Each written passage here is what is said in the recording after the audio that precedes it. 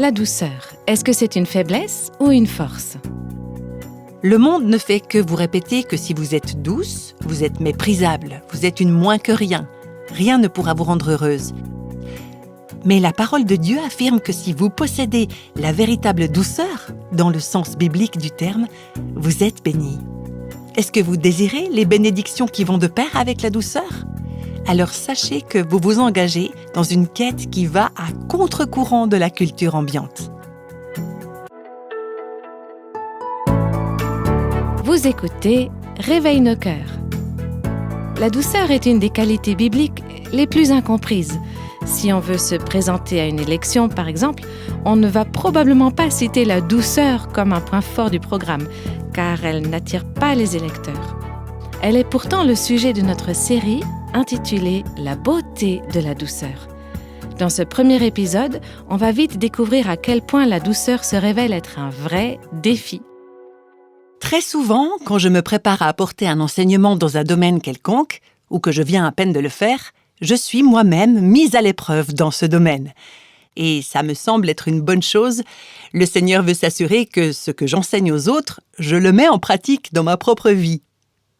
Pour faire le point sur vos connaissances dans un domaine bien précis, rien ne vaut un examen. C'est pour ça que dans toutes les écoles, on vous fait passer des examens. Interrogation écrite surprise, examen partiel, examen final. Tous ces tests indiquent à l'enseignant, et à vous aussi, quelles notions vous maîtrisez réellement et celles que vous avez besoin d'approfondir. En ce qui concerne le sujet dont nous allons parler dans cette série, j'ai encore beaucoup à apprendre, je vous le garantis. Parce qu'en étudiant le thème de la douceur, je me suis rendu compte combien j'en manquais moi-même. J'ai l'impression de n'avoir fait qu'effleurer la surface du sujet.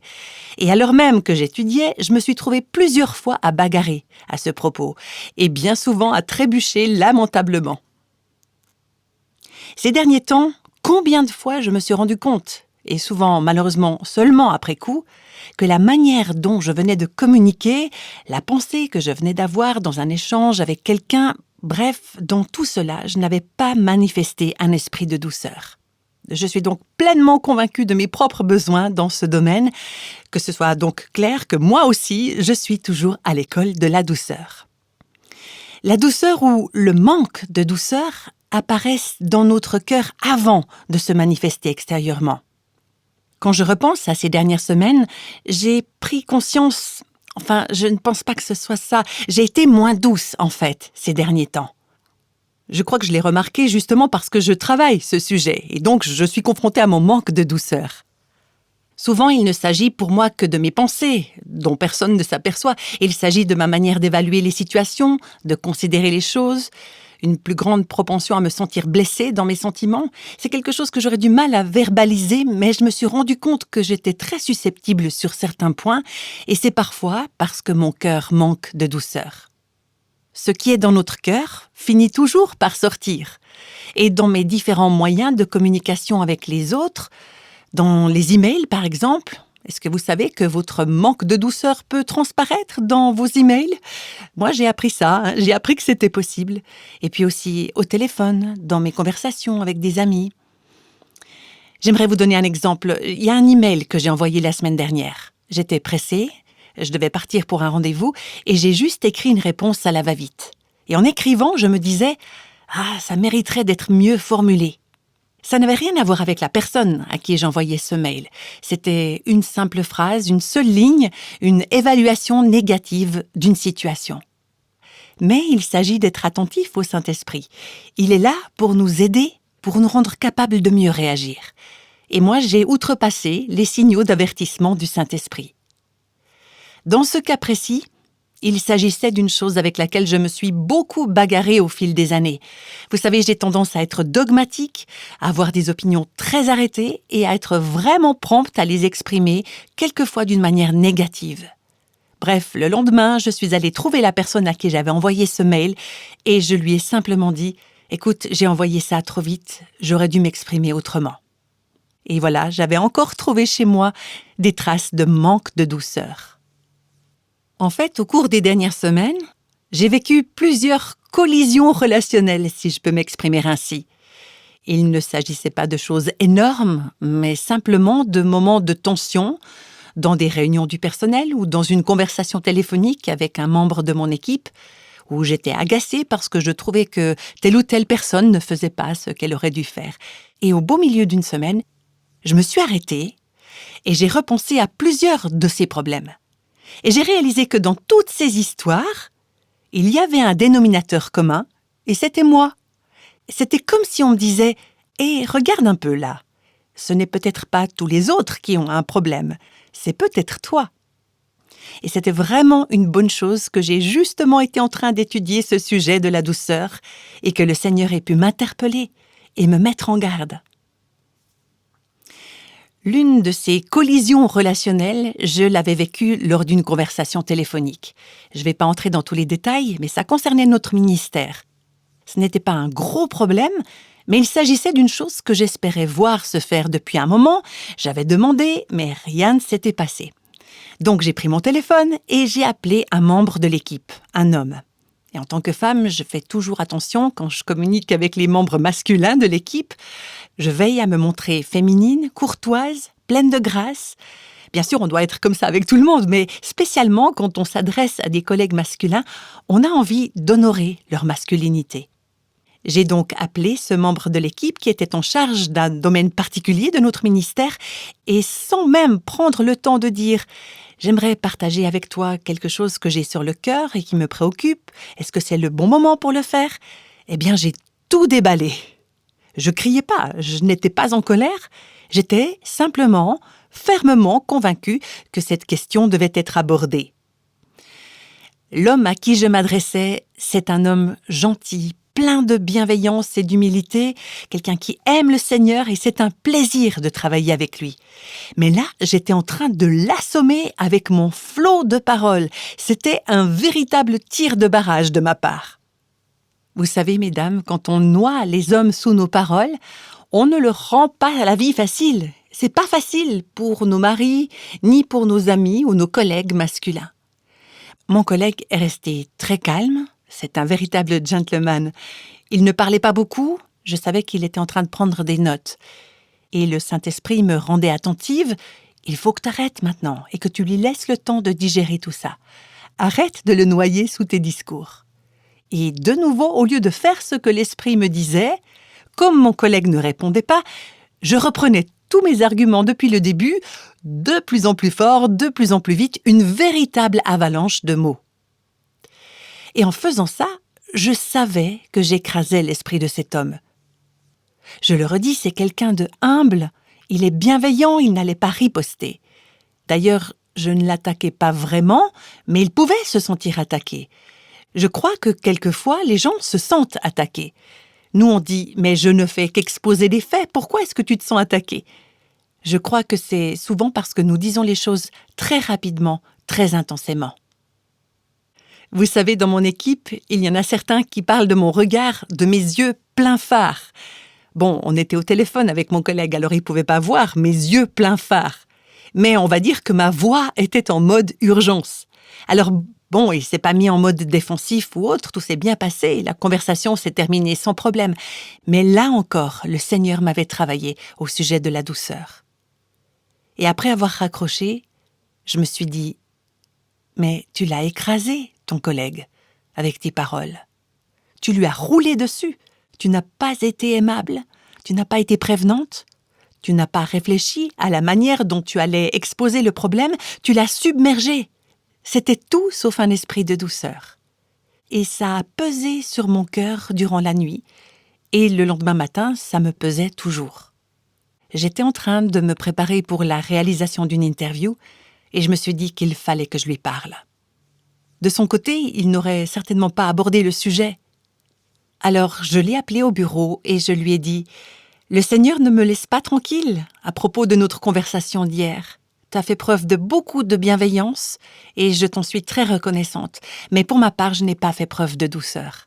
Tu sais, je suis en train d'étudier ce sujet de la douceur et dans la conversation qu'on a eue ensemble au téléphone, j'ai réalisé que j'étais complètement hors sujet. Est-ce que tu veux bien me pardonner ? Je n'ai pas agi correctement. » J'étais reconnaissante de l'avoir appelé. Je voulais apaiser ma conscience et je savais que c'était ce que le Seigneur me demandait. Mais en plus, quand mon collègue m'a répondu qu'il était heureux que je l'ai rappelé, j'ai su qu'il avait réellement été affecté par mon manque de douceur. Ensuite, on a encore eu un bon échange et depuis, on s'est remis tous les deux de cette collision relationnelle. Mais plutôt que de devoir sans cesse revenir pour réparer les pots cassés, est-ce qu'il ne vaudrait pas mieux faire preuve d'un esprit de douceur dès le début ? Dans la région où j'habite, nous avons eu quelques tornades. Et après la tornade, tout ce qu'on voit, ce sont des branches cassées, des débris, des détritus. Et c'est quelquefois l'effet que produisent nos actions dans la vie. C'est quelquefois l'effet que mes actions produisent quand je fais irruption dans une pièce ou dans une réunion ou dans la vie de quelqu'un. Et quand, parce que je parle trop, ou parce que mes paroles sont dures, ou parce que je n'ai pas un esprit doux, je laisse derrière moi un tas de débris. Donc voilà, je suis vraiment à l'écoute de ce que Dieu dit au sujet de la douceur. La douceur, c'est important aux yeux de Dieu. Si vous lisez les Écritures, vous ne pouvez pas passer à côté. Quelques exemples. Dans le livre de Sophonie, chapitre 2, il est dit que nous devons rechercher la douceur. Dans Colossiens, chapitre 3, que nous devons nous revêtir de douceur. Dans la première lettre de Timothée, chapitre 6, que nous devons la poursuivre, la rechercher à tout prix. Et ça ne concerne pas que certains croyants, c'est pour tous les croyants. Donc, au cours des prochains podcasts, on va essayer d'examiner ensemble cette question de la douceur sous différents angles, et je suis la première à reconnaître que je ne maîtrise pas ce sujet.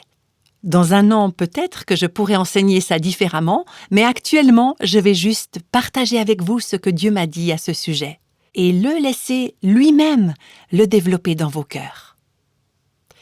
Tout d'abord, nous devons reconnaître que la douceur ne fait pas partie des qualités qui nous viennent naturellement. C'est-à-dire que ce n'est pas avoir un tempérament plutôt doux. Il y a certaines personnes qui sont d'un naturel plus tranquille, plus réservé, mais ça ne veut pas forcément dire que ces personnes sont douces. Personne n'est spirituellement doux par nature. La douceur, elle est surnaturelle. C'est une expression du caractère de Christ. C'est un fruit de l'Esprit Saint. C'est une grâce que l'Esprit apporte dans nos vies, et c'est une qualité qui ne peut être produite autrement que par l'Esprit de Dieu. Il faut que Dieu amène sous le contrôle de son Esprit tout ce qui manque de douceur dans nos réactions naturelles, dans nos réponses instinctives, de manière à ce que nous devenions doux comme Christ est doux. Je veux juste aussi vous rappeler que si Dieu attache une grande valeur à la douceur, ce n'est pas du tout le cas de notre monde. Dans notre monde, la douceur n'est pas tendance, elle n'est pas politiquement correcte. Nous n'avons pas peur de vous appeler à être des femmes contre-culturelles, c'est-à-dire à aller en sens contraire du courant, à être comme des saumons qui remontent les fleuves. Et la douceur, c'est un des nombreux domaines où les femmes qui aiment Dieu vont avoir à lutter. Être douce, c'est aller à contre-courant, c'est remonter le courant. Et le monde valorise exactement le contraire de la douceur. Affirme-toi, défends tes droits, dis tout ce que tu penses, agis à ta guise. Alors que Dieu accorde une grande valeur à ce que le monde méprise. Le monde regarde les personnes douces en disant « elles sont faibles ». Dieu regarde les personnes douces en disant « elles me rappellent Jésus ». Dieu accorde une grande valeur à la douceur, alors que le monde la méprise et la déteste. Mais le monde estime grandement et valorise ce que Dieu déteste. À vous donc de décider si vous êtes prête à nager à contre-courant, car c'est de cela qu'il s'agit. Alors, pourquoi rechercher la douceur ? Qu'est-ce qu'on peut espérer y gagner ? Bien sûr, la raison majeure, c'est que Dieu nous dit de rechercher la douceur. Mais je pense qu'il existe d'autres raisons encore. En recherchant la douceur, nous récolterons certains fruits, certaines bénédictions, certains profits que nous désirons recevoir. Et nous pouvons les avoir, nous pouvons les recevoir quand nous devenons des personnes douces. Je crois que le passage biblique le plus familier, le premier qui vient à l'esprit au sujet de la douceur, c'est celui des Béatitudes, dans le Sermon sur la montagne. Quand Jésus dit « Heureux les doux », Le mot « heureux » signifie « béni », « privilégié ». Ceux qui sont doux sont dignes d'être enviés. Le monde ne fait que vous répéter que si vous êtes douce, vous êtes méprisable, vous êtes une moins que rien. Rien ne pourra vous rendre heureuse. Mais la parole de Dieu affirme que si vous possédez la véritable douceur, dans le sens biblique du terme, vous êtes bénis. Est-ce que vous désirez les bénédictions qui vont de pair avec la douceur? En fait, la bénédiction des personnes douces, c'est qu'elles vont hériter la terre. Nous, on a l'impression de tout abandonner, mais Dieu dit « Non, tout ce qui compte vraiment, ces personnes douces vont le recevoir. » Est-ce que vous désirez les bénédictions qui vont de pair avec la douceur? Alors sachez que vous vous engagez dans une quête qui va à contre-courant de la culture ambiante. Le psaume 37, verset 11, dit « Mais les doux posséderont la terre, ils goûteront les délices d'une paix profonde. » Combien j'aimerais avoir une paix profonde. Les gens qui ne sont pas doux ne jouissent pas d'une paix profonde, abondante. Ils ne peuvent pas avoir un cœur et un esprit tranquilles. Mais la personne qui est douce peut savourer une paix profonde. La paix de l'esprit, la paix du cœur, la paix dans les relations. Après avoir rappelé le membre de notre équipe dont je vous parlais tout à l'heure, il y avait dans notre relation une douceur et une paix qui n'étaient pas là quand je fonçais tête baissée et que je mettais la pression pour régler mon problème. Lors de mon premier appel, mon interlocuteur avait clairement compris ce que j'estimais qu'il devait faire, donc quelque part j'avais obtenu ce que je voulais, mais ce n'était clairement pas l'idéal au niveau émotionnel. Je le répète, ce collègue était humble et bienveillant. Il n'allait donc pas laisser tout cela devenir une barrière, mais la barrière, elle était dans mon cœur. C'était une barrière dans ma relation avec Dieu. J'avais perdu ma paix. Et je commençais à me sentir reprise dans ma conscience. Vous désirez la paix? Alors recherchez la douceur. Les doux jouissent d'une paix abondante. Il y a aussi le psaume 25, verset 9, qui nous dit « Dieu conduit les humbles, ou les doux, dans la justice. Il leur enseigne sa voie. » Si on veut que Dieu nous dirige, qu'il nous enseigne le chemin que nous devons suivre, si nous voulons être capables de juger sainement des choses, capables d'être perspicaces, sages, intelligentes, nous devons être douces. Nous allons voir que c'est nécessaire parce que les personnes douces acceptent d'être enseignées. Elles font preuve d'humilité. Elles écoutent les conseils. Nous avons tous connu des personnes à qui on ne peut rien enseigner. Peut-être un de nos enfants, par exemple. Et, reconnaissons-le franchement, tous autant que nous sommes, nous avons été comme ça à un moment donné ou un autre. Des gens à qui on ne peut rien apprendre, qui savent tout. Et aux personnes qui pensent tout savoir, Dieu dit « Vous n'apprendrez rien de moi ». À la fin du Nouveau Testament, dans le livre de l'Apocalypse, Jésus dit à l'église de Laodicée « Tu dis « Je suis riche, je me suis enrichi et je n'ai besoin de rien » et tu ne sais pas que tu es malheureuse, misérable, pauvre, aveugle et nue. Demande-moi et je te donnerai ce dont tu as besoin. » Bien évidemment, si une personne pense qu'elle a tout compris et qu'elle sait tout, elle ne va pas tomber à genoux pour supplier Dieu de lui donner la sagesse et de la diriger. Mais Dieu dit que si quelqu'un reconnaît humblement qu'il manque de sagesse et qu'il a besoin d'être dirigé, il peut demander à Dieu. Le Seigneur dit « Tu sais que tu manques de sagesse, tu sais que tu en as besoin, demande-la, simplement, et je te la donnerai. » Quelquefois, on ne sait pas quel chemin on doit suivre. On ne sait pas quoi faire, on ne sait pas comment gérer telle ou telle situation. Et on dit « Seigneur, pourquoi est-ce que tu ne me montres pas ce que je dois faire ?» Ce peut être, me semble-t-il, parce que notre esprit n'est pas doux, parce que nous ne sommes pas dans des dispositions pour apprendre. Nous ne sommes pas prêts à accueillir ce que Dieu désire nous montrer.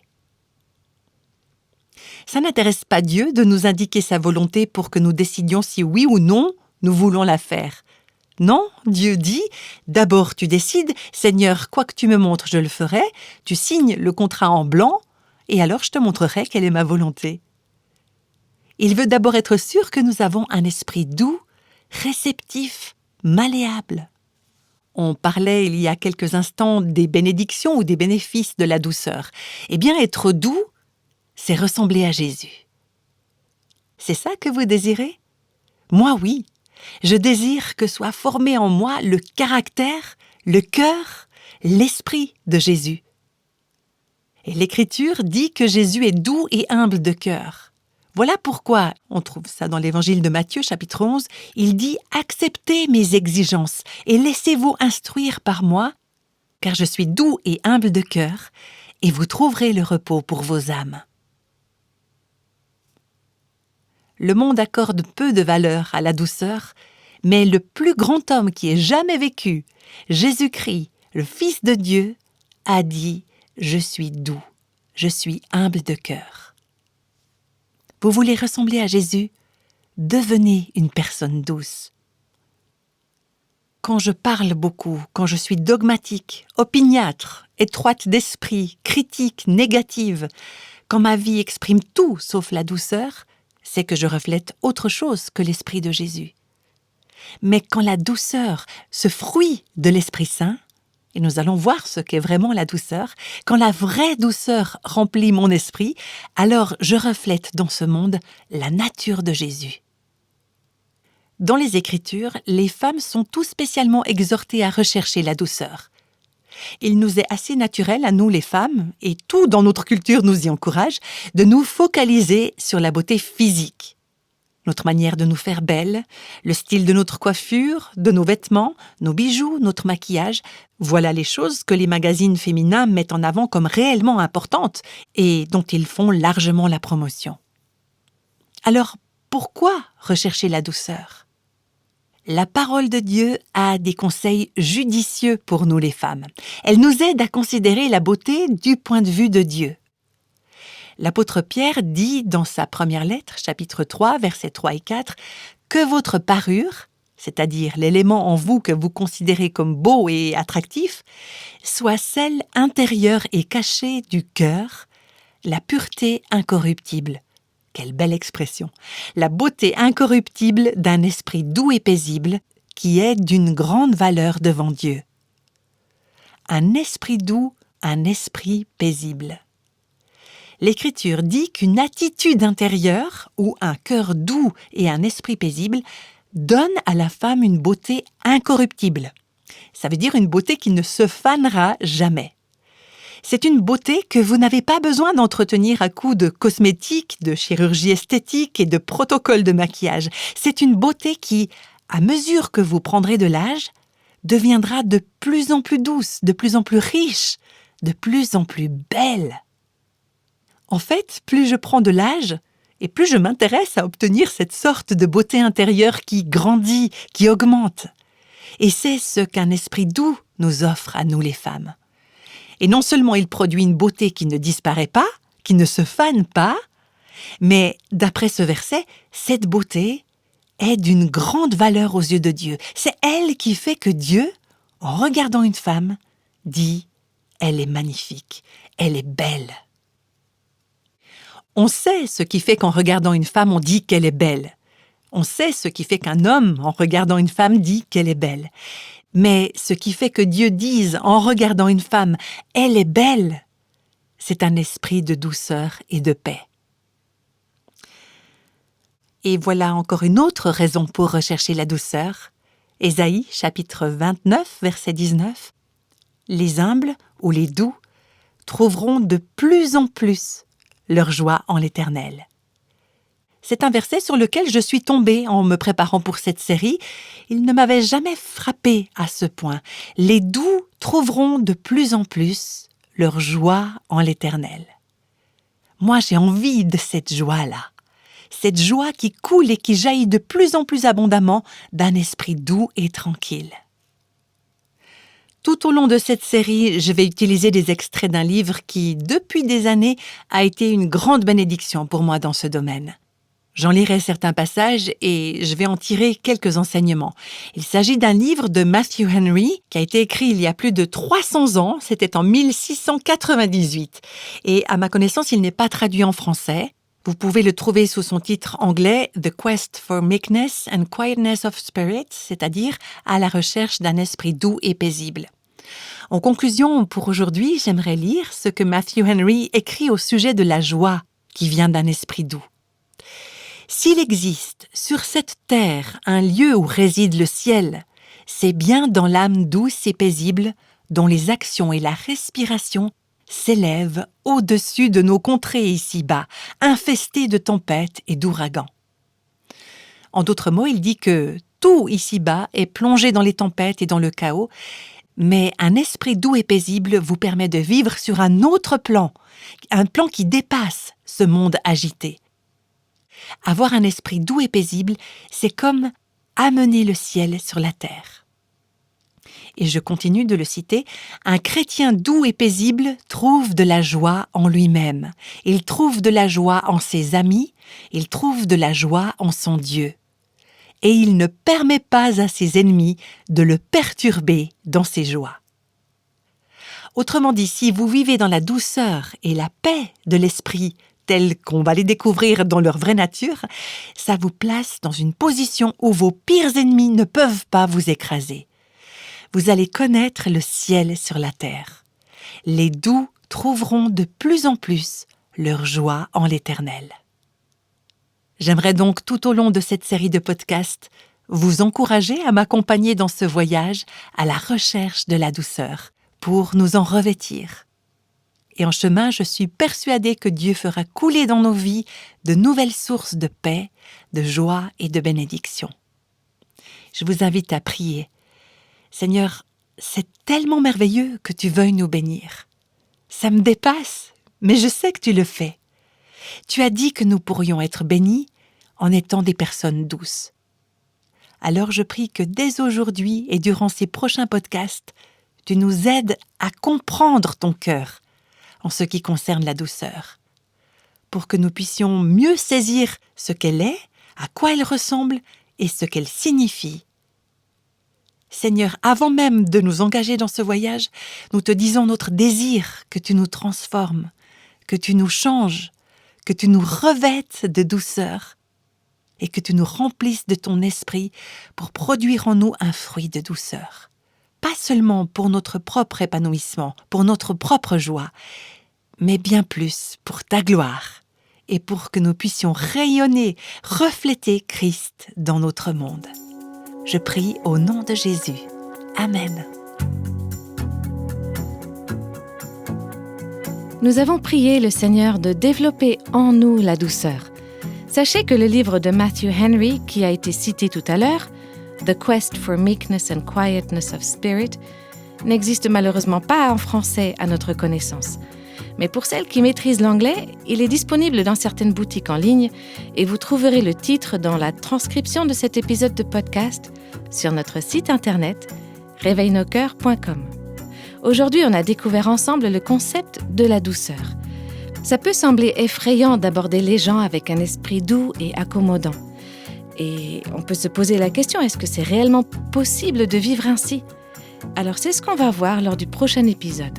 Et au nom de l'équipe de Réveille nos cœurs, je vous dis à bientôt.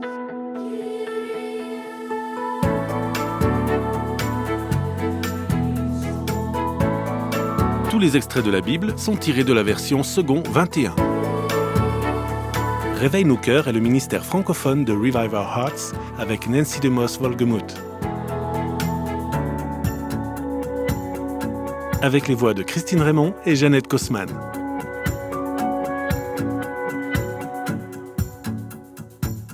Quelle que soit la saison de votre vie, Réveille nos cœurs vous encourage à trouver la liberté, la plénitude et à porter du fruit en Christ.